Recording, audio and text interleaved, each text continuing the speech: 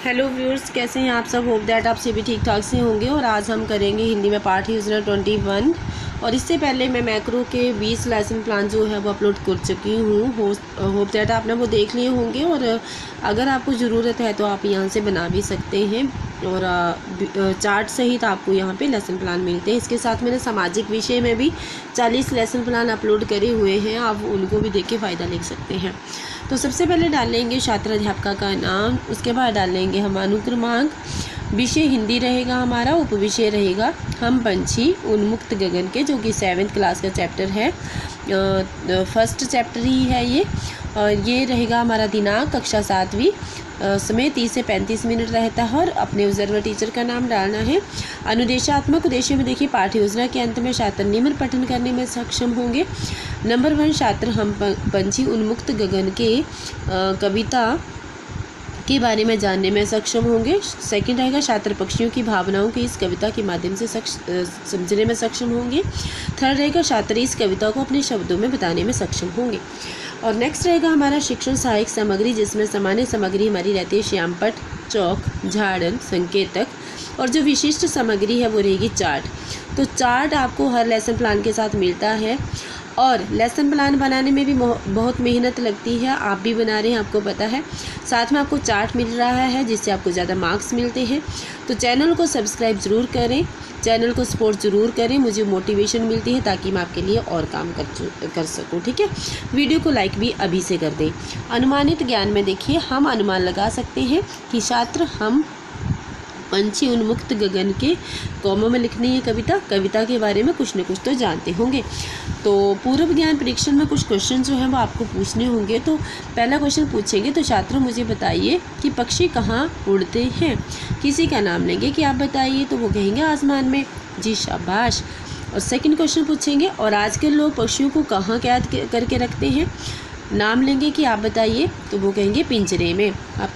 आप उसको शाबाश देंगे, शाबाश बैठ जाओ। थर्ड रहेगा, हमें उनको पिंजरे में कैद करके रखना चाहिए या खुले आसमान में उड़ने देना चाहिए। तो ये जो है वो छात्र उत्तर देने में असमर्थ रहेंगे, ये हमारा समस्यात्मक प्रश्न रहेगा। इसी के साथ उस उपविषय की घोषणा करनी है। तो छात्रों पक्षियों को आसमान में उड़ने देना चाहिए। और आज हम यही पढ़ेंगे, हम पंछी उन्मुक्त गगन की ध्यानपूर्वक चर्चा करेंगे।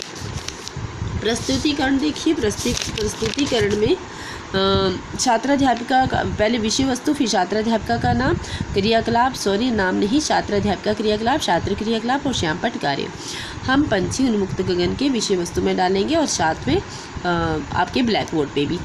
उसके बाद प्रसंग लिखेंगे। प्रस्तुत पद्यांश हमारी हिंदी की पाठ्य पुस्तक बसंत की कविता से लिए गए हैं। इसके कवि शिव मंगल सुमन जी हैं। इसमें उन्होंने पक्षियों को बंधन में रखकर खुले आसमान में उड़ने का वर्णन किया है। छात्र ध्यानपूर्वक सुनेंगे, सरलार्थ करेंगे कि कवि कहते हैं कि हम पक्षी खुले आसमान में उड़ने वाले हैं, हम पिंजरे के बंधन में नहीं रह पाएंगे। पिंजरों की सोने की डंडियों से टकराकर हमारे कोमल पंख टूट जाएंगे। आया समझ सबको। बच्चे कहेंगे जी अध्यापिका जी। ठीक है, तो हम अगला सरलार्थ पढ़ेंगे। नेक्स्ट दे देंगे विषय वस्तु में सरलार्थ, यहाँ पे भी सरलार्थ। हम पक्षी बहता जल पीते हैं, हम पिंजरे में बंधनबद्ध होकर भूखे प्यासे मर जाएंगे। हमें तो कड़वी नीम ही अच्छी लगती है, सोने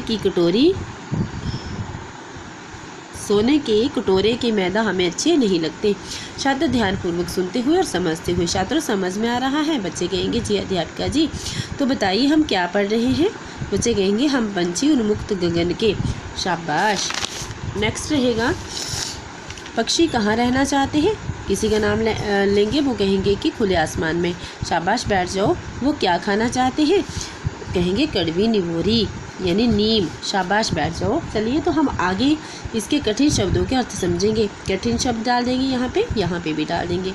यह कठिन शब्द हम चार्ट की सहायता से पढ़ेंगे। शब्द और अर्थ जैसे पिंजरबंद, पिंजरे में बंधन, उन्मुक्त, खुले आसमान में, कनक होता है सोना, पुलकित कोमल, निवोरी नीम, तीलियों डंडियों। यहाँ पे हम चार्ट इसका बना देंगे इस तरह से, सुंदर सा चार्ट। और बहुत मेहनत लगती है इसको बनाने में। तो चैनल को सब्सक्राइब ज़रूर करिए, अपने फ्रेंड्स के साथ भी शेयर करिए। नेक्स्ट देखिए, कॉलम आपको हर बार से बनाने हैं। तो अभी जो है छात्रों सबको समझ आ रहा है? तो बच्चे कहेंगे जी अध्यापिका जी। आगे हम इसका सरलार्थ पढ़ेंगे। सरलार्थ क्या दे देंगे यहाँ पे विषय वस्तु में, और यहाँ भी स्वर्ण श्रृंखला से लेकर झूले तक जो है वहाँ का हम करेंगे व्याख्या। तो सोने के पिंजरों के बंधन में हम उड़ना ही भूल जाएंगे, हम तो बस तरु की डालियों पर सपनों में ही झूले झूलते हुए देख रहे हैं। छात्र ध्यानपूर्वक सुनते हुए, छात्रों समझ में आया सबको? तो बच्चे कहेंगे जी अध्यापिका जी। अब मैं इससे संबंधित प्रश्न पूछूंगी, मतलब मूल्यांकन करेंगे। तो देखिए, मूल्यांकन में छात्राध्यापिका क्रियाकलाप और छात्र क्रियाकलाप में कुछ क्वेश्चन पूछेंगे। तो छात्रों बताइए कि पक्षी कहाँ उड़ना चाहते हैं? किसी का नाम लेंगे, आप बताइए। तो बच्चे कहेंगे आसमान में। आप कहेंगे शाबाश, बैठो। अब बताइए, हम पंछी डैश डैश टूट जाएंगे। किसी का नाम लेंगे कि इसकी व्याख्या करनी है। तो हम पंछी खुले आसमान में उड़ना चाहते हैं, पिंजरे में हम नहीं रह सकते तथा सोने की तीलियों से टकराकर हमारे कोमल पंख टूट जाएंगे। शाबाश, बैठ जाओ। उन्मुक्त शब्द का अर्थ बताओ। तो कहेंगे खुले आसमान में। शाबाश। अब रहेगी हमारा पुनरावृत्ति। तो छात्रों, आज हमने हम पंछी उन्मुक्त गगन के कविता के बारे में विस्तार से पढ़ा। कविता का नाम आपको कॉमों में लिखना है, कवि का नाम भी। गृह कार्य होमवर्क देंगे। नंबर 1 क्वेश्चन, हम पंछी उन्मुक्त डैश डैश टूट जाएंगे, सरलार्थ कीजिए। सेकंड रहेगा, हम पंछी बहता जल डैश डैश कटोरे का मैदा, प्रसंग सहित व्याख्या कीजिए। कठिन शब्दों के अर्थ, पुलकित, कनक और तीलियों के इनके अर्थ लिखने हैं। और यहाँ रहेंगे आपके ऑब्जर्वर टीचर का हस्ताक्षर। तो ये था आज का लेसन प्लान। कल हम करेंगे लेसन प्लान 22। मिलती हूँ अगले लेसन प्लान के साथ। तब तक के लिए take care, bye bye and God bless you to all.